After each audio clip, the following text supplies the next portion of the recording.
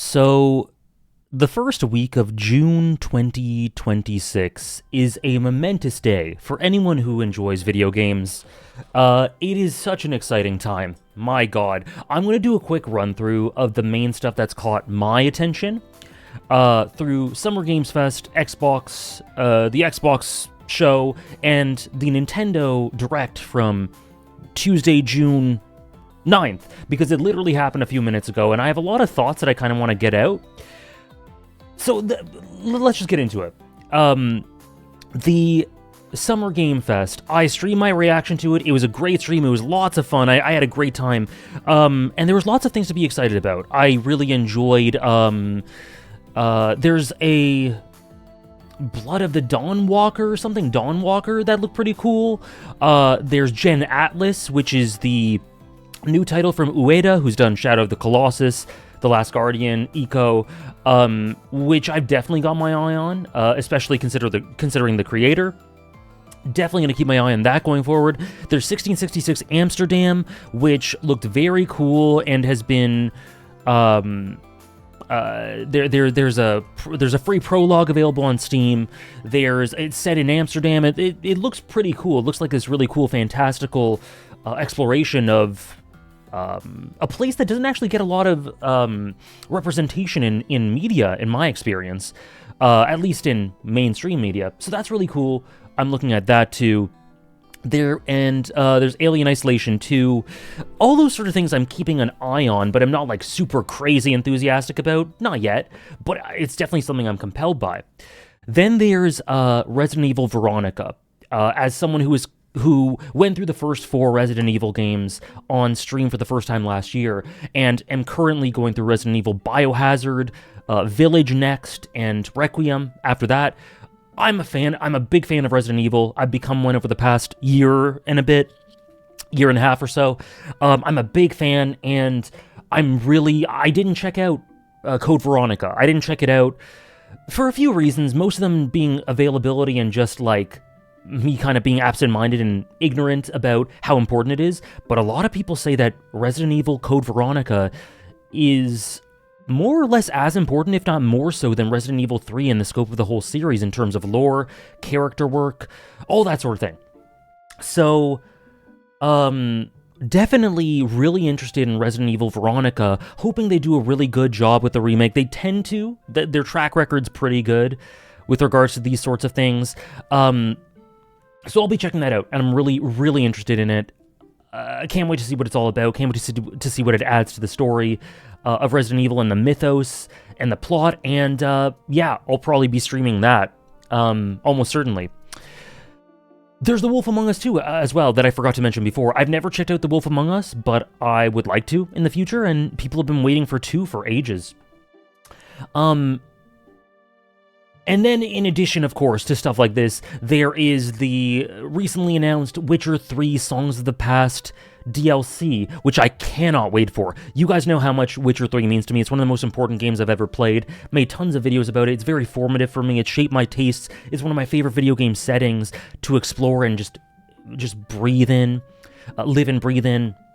So I'm really excited for Songs of the Past, in addition to it leading into The Witcher 4, which I have incredibly high stocks in. I am so excited for The Witcher 4. It's going to be years and years down the line, but this is going to be a nice teaser to it, I guess. And then, in addition, like, if we're just rambling about stuff down the line, Cyberpunk Orion. Cannot wait for that. Cannot wait.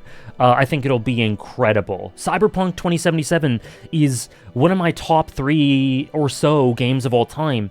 So it would be weird of me to not expect this to become one of my favorite games of time as well, if not better than 2077. We'll see.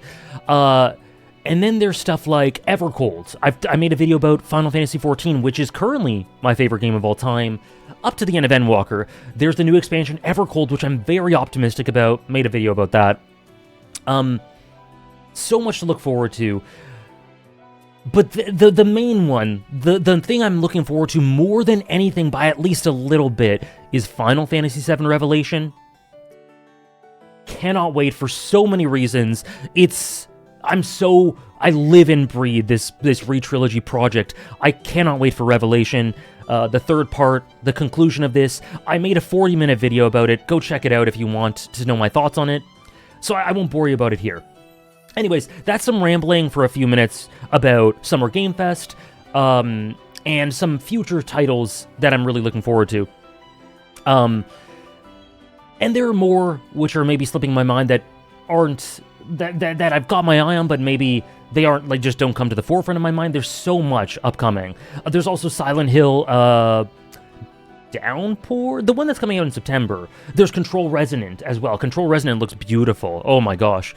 But then there was the Xbox showcase, among which I mostly take away the Persona stuff. Persona 6 announcement, it looks very gritty, very dark, although that could be misrepresentative, as Persona 5 had a very dark opening as well. I'm one of those people who wouldn't mind a college setting or in a more adult setting, but I'm not expecting it. I'm just really excited for Persona. It's one of my favorite video game series of all time, and my two favorite stretches of Persona is all of Persona 3 and the third semester of Persona 5, and there is some carryover in terms of the narrative story scenario staff for Persona 6 for that, so that's very exciting, and I'll be eagerly following news of Persona 6's development. And then there's Persona 4 Revival, which I think looks quite good. I think it looks pretty good.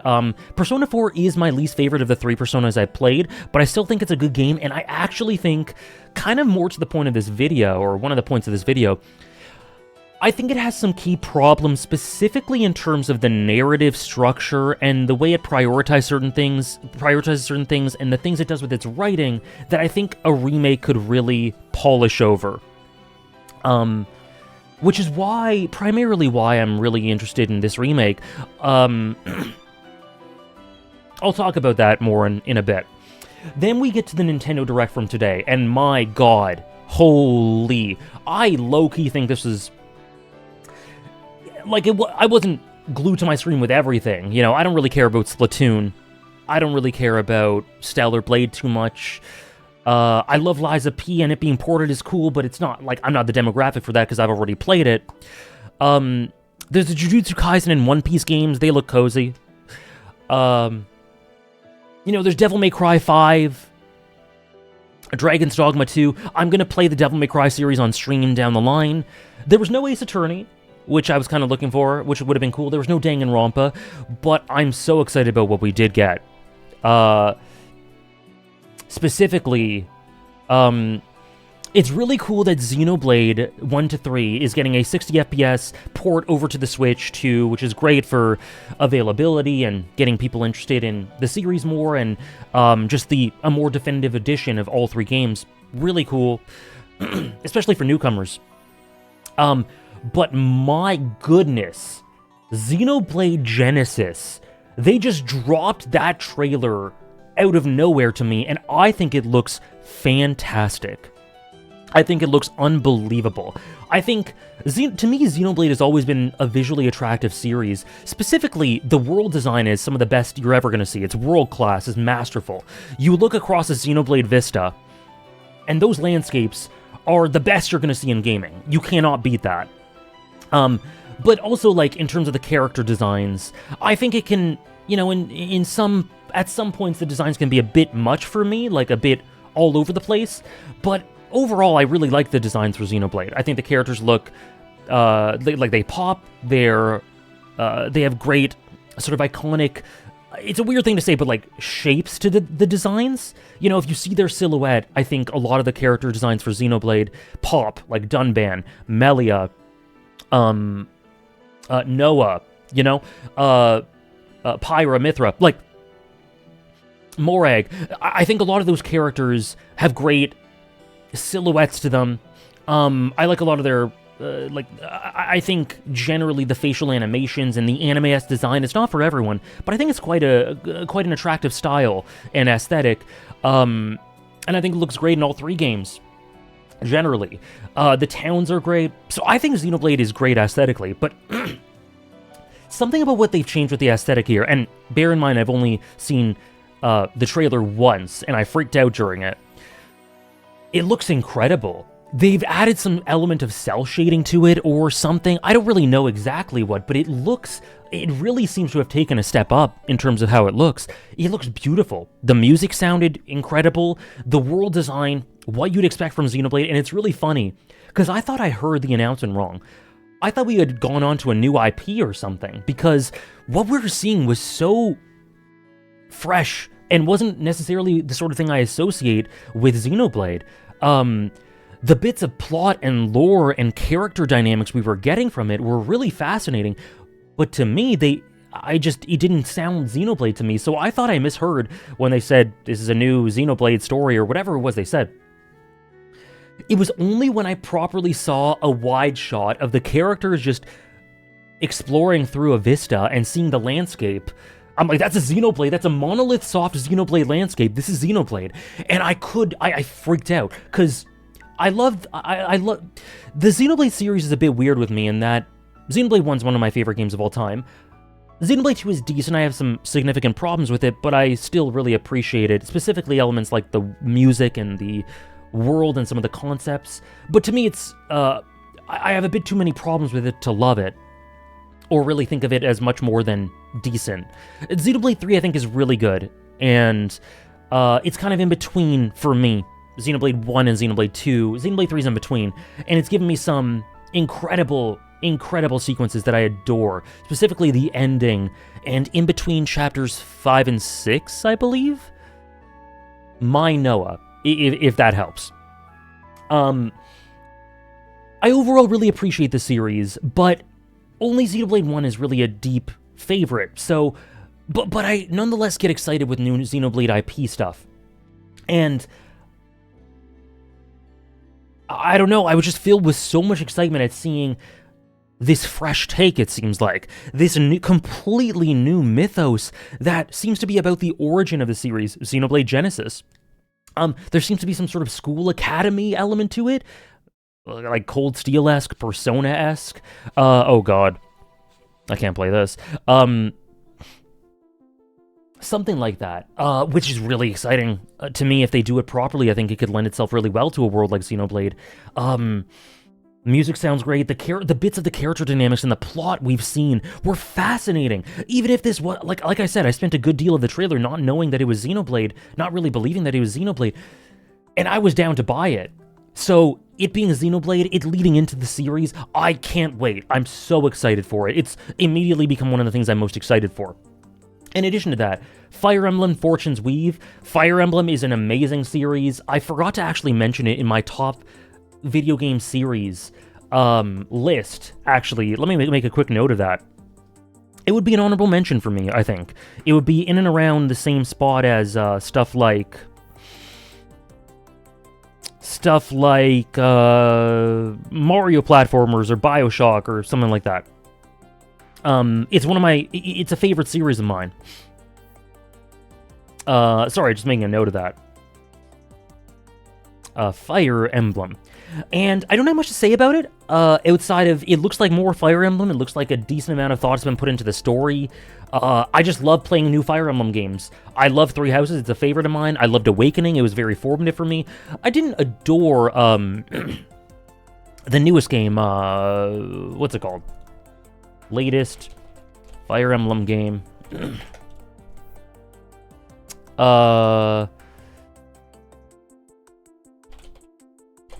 Sorry, one second.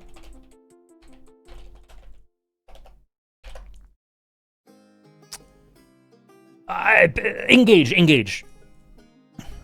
Fire Emblem Engage. I didn't love that, but it was decent. It was fun to play.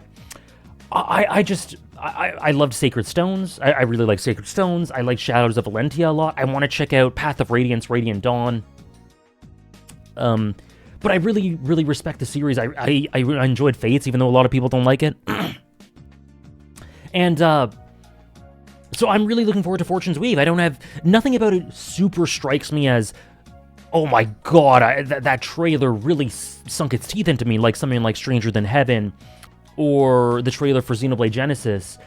But I'm really looking forward to Fortune's Weave, and it's something I gotta keep in mind to schedule in for later this year. because I'm definitely invested in it. I'm definitely going to check it out. In terms of also later releases, I'm just spewing out everything. Pokemon Wind and Waves, I'm really excited for. I've talked about that in previous videos. I'm very optimistic about it. Nintendo, Fortune's Weave, I talked about. Sorry, this video is... I'm going to see a movie in a bit, so I wasn't planning on recording this, and I had a spare hour before the movie, and I just decided, let's do a reaction. There's Xenoblade stuff. So excited for Genesis. Fortune's Weave, looking really cool. Then there was Deltarune, which, I don't know if you guys saw the streams I've done for it. It's on my VOD channel. It's one of my favorite series to stream. My mods do so well with accommodating the streams and giving me as much as I can to fully take in all elements of the story, because some things optional, some stuff there is optional, other stuff is hard to get to, other stuff requires alternate routes or some help with save files.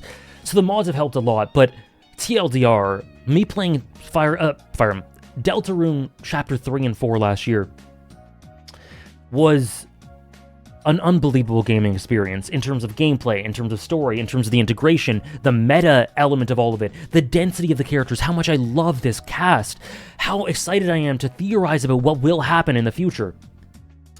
Deltarune's become one of my favorite games of all time. It really has, and that's why I've talked about future releases of future chapters, Chapter 5, 6, etc., in the same vein as The Witcher 4, Cyberpunk Orion, Stranger Than Heaven, Final Fantasy VII Revelation now. It's up there with how excited I am for future stuff for Fire Emblem. God, I keep saying Fire Emblem. For Deltarune. I'm so excited for it. And so they said 2026 would be the release for Fire Emblem. Take a shot every time I do that. Sorry.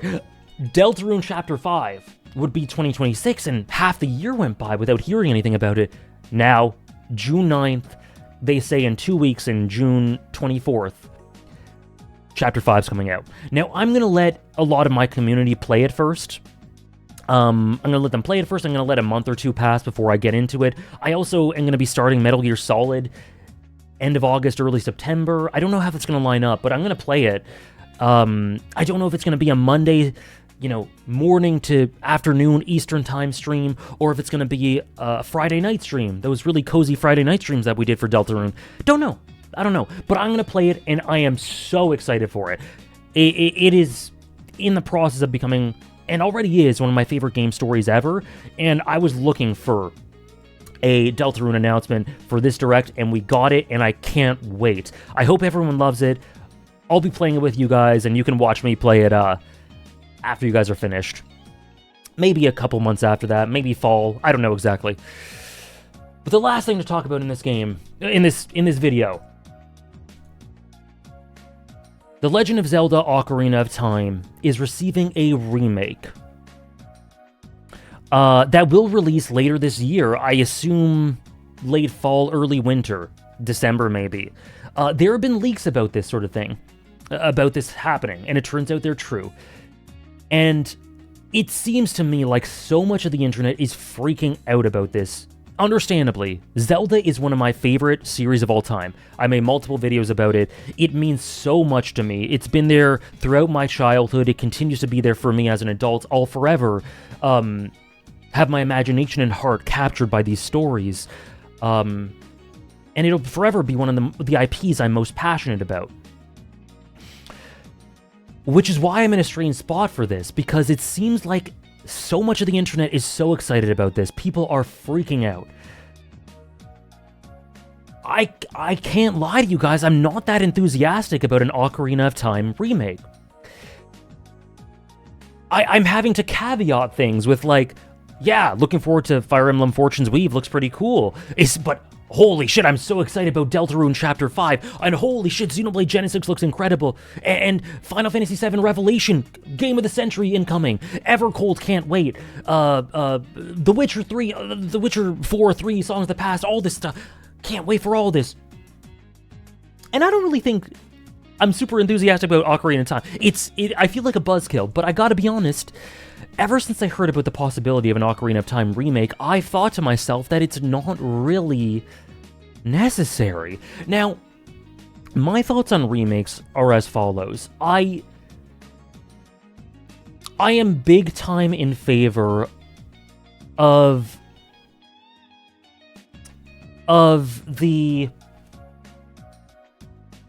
maintaining games as an art form in their original context and original form. I definitely see the argument that people sometimes have that are anti-remake in every way. I see the argument, but at the same time, while understanding and really agreeing with the concept of maintaining art in its original form and the idea of remakes overwriting that being sort of very disheartening, I get that for sure. And I relate to it to an extent, but at the same time, I think there are situations in which a proper remake, one done keeping in mind the spirit of the original story in a way that also does it justice and captures its soul and spirit and sentiment, that doesn't try to make it obsolete while also improving upon things. I think that proper remakes like that definitely have a place for me. I think there are several things that can justify a remake for me. One could be big narrative problems. Like, for example, I just played Knights of the Old Republic 2, and that game is a broken masterpiece. That game has some of the best storytelling and exploration of its themes and premise than I've ever seen in anything. Some of the best characters I've ever seen. But that game is unfinished. Obsidian were not able to finish it in time, even with the restoration mods and stuff. A remake would be beautiful for allowing the original vision to come through. I talked about Persona 4 Revival. That game, to me, has a lot of problems with its narrative, where I think the writers were a bit confused about how they wanted to portray certain characters and certain themes, and it leads to a very turbulent experience wherein some characters feel contradictory. There are some things that just don't fit in with one another. There's some things that have, for lack of a better way to put it, aged very badly in Persona 4. So I think for that reason, polishing that up is to me a justifiable enough reason for the concept of a Persona 4 remake. There's also, if the gameplay is broken, if there are big significant problems in how games play, if there are, in addition, a big one is availability. If there are certain games out there that are hard to get a hold of, you can't find them on Steam, you can't find them on modern consoles, in which case either porting them over or remaking them, I think, is a good way to do that. I was not a huge fan of the Trails First Chapter remake, but modernizing it in that way and making it more readily available across multiple platforms, even though it is available on Steam, I get it. But then on the other hand, there are some times where it feels like a cash grab. There are some times where you look at it cynically and you feel like that remake didn't do anything to stand on its own, and it did it for a game that didn't really need one. There are examples of that too. And I'm a little bit scared that Ocarina of Time Remake is going to be one of those. Now, obviously, it's a ground-up remake. It is a ground-up remake, it's not just a remaster, but I think it's worth noting that there was a remaster for Ocarina of Time for the 3DS already that I think was pretty good. There's one for Majora's Mask. And I think I'm struggling to see the reason for it. The reason for a remake for Ocarina of Time. I believe you can... Let me see.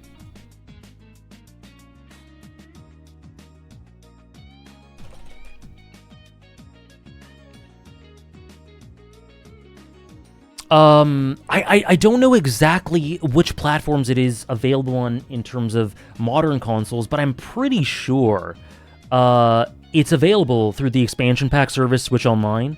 I think you can play it on your Switch or Switch 2. You can play it on your 3DS. I think it's available. And if I think about Ocarina of Time, I love this game. I think it's, it's not one of my favorite games of all time, but it, along with Majora's Mask as a duology and Twilight Princess, that together is. And when I think about it, are there any flaws that need polishing? Is there availability problems? I don't think so. Are there any gameplay flaws that have aged super badly, that are hard? Is it a complete nightmare to play? I mean, the camera can be a bit of trouble sometimes, but I think it plays very smooth, especially in the 3DS one. Is there narrative problems that could be polished? No. Ocarina of Time's game story is fantastic. Is there localization problems? I think the localization is pretty good. So then I go, okay, what is the reason for this? It's very easy to look at this cynically and look at the Zelda movie and say they're trying to just do a full whammy of Zelda stuff to really capitalize on the market. And I'm sure that's a part of it. But if I try to grasp for things to justify this, it's just tough because I don't think it's necessary. And I then think about Tears of the Kingdom. Personally, I think Tears of the Kingdom was a mess of a game. I think they really, really kind of messed up with that game, and I think that a lot of resources should be going to thinking up development for the next game and decide how they want to completely continue to evolve the Zelda franchise. It's been 2.5 years since Tears of the Kingdom now. You'd imagine some pre-production stuff is underway, you'd imagine. And I'm sure it is, but at the same time, there are undoubtedly some resources being accrued to this remake where I'm thinking, I don't think it's very necessary, and I wish those were going elsewhere. And in addition to that, let's try to give it the benefit of the doubt. I'm not going to say I'm going to hate this. What's crazy about it is I'm pretty confident that it would probably be pretty good. My thing is the necessity of it. I'm still going to probably buy it. I'm still going to probably buy it and check it out and see what it's all about. Because I love this series so much and I'm genuinely very curious. And so I'm going to check it out. But for me, I think of the reason for a remake. When I think of remakes, I need there to be a reason, some sort of deficiency in availability or gameplay or narrative that needs polishing, some big changes, maybe the localization needs a redo, so might as well just do it from the ground up as well. But in the case where there isn't problems like that, like Ocarina of Time, to me, you better make significant expansions on the story.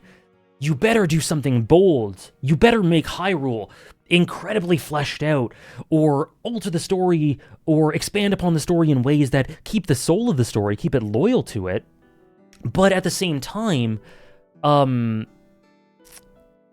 change things in presentation that gives you a new view of Ocarina of Time, that's very ambitious, that gives you a new narrative glimpse of it, that adds new elements to the setting.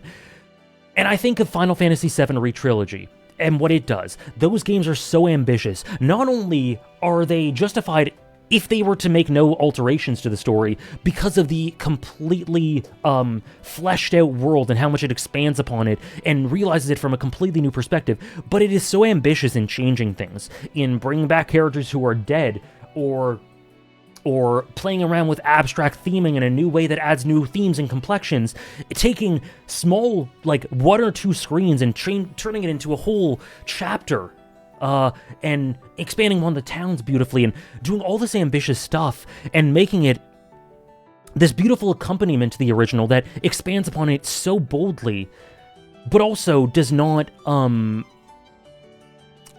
do it a disservice, and justifies itself through how ambitious and how much it does additionally. I want something like that for this to justify its existence for Ocarina of Time. I want there to be some big, bold expansion on gameplay, or setting, or story, or characters. I don't want it to just be a remake, a Focus M-ass remake, where the camera's very similar, the point of view is very similar, maybe there's some more modern voice acting, but it's more or less the same game from the ground up, just more modernized, looks more modern with voice acting. If that were to happen, I would look at this very cynically, and I'm sure the game would be good because Ocarina of Time's good, but I would have trouble looking at it without cynical eyes and looking at its existence and saying that it's worth it. That's just the way I think of it. So I don't look at Ocarina of Time as a game at all that needs a remake. I don't think it has any of those deficiencies that justify a remake. Now, that doesn't mean that I don't think there isn't a reason for it to exist, but that means that they have to go above and beyond in the ambition and quality of this remake for me to be excited about it. I'm not saying it's impossible. I think it's very possible for them to do that, but I just think they have to do their approach to it and what they achieve for that. I think the standards for me are very high. I think that when you remake Ocarina of Time, you are getting yourself into a position where expectations should be high. So that's why I look at that announcement and I'm not beside myself with glee, because I would be beside myself with glee just playing the original. And I look at the marketing strategy and the resources accrued towards it and all that, and I have trouble being enthusiastic unless they do stuff about they go above and beyond. So it could happen. That's why I'm saying this. But I think the standards for me about what I would consider a great Ocarina of Time remake are different from what I would consider a great Persona 4 remake. I would love a completely imaginative reworking of it, and a complete expansion that nonetheless is still Ocarina of Time, but really goes big. That's just the way I think about it. Feel free to share your thoughts on this, about remakes in general, about any other games I've talked about, but I thought this was a cool way to, I guess, get my thoughts out there about this, because I seem to be feeling different about it than most people are. Listen, hopefully a year's time from now, or whenever it comes out, 6 months, whenever it is,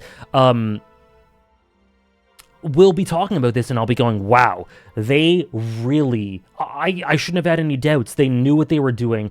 The ambition about this and the quality about this and how they expand upon it, how creative it is, how bold it is, all that they add to it is incredible. And yeah, I had no reason to be, or I did have reason, but it was unfounded to be a bit cautious about this and maybe a little cynical about this.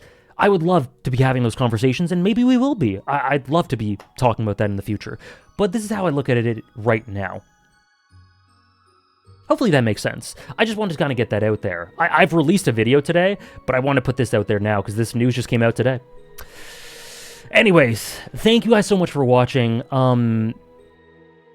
Yeah, let me know your thoughts on any or all of the above, and have a good one. Hope you guys, see you guys in the next one.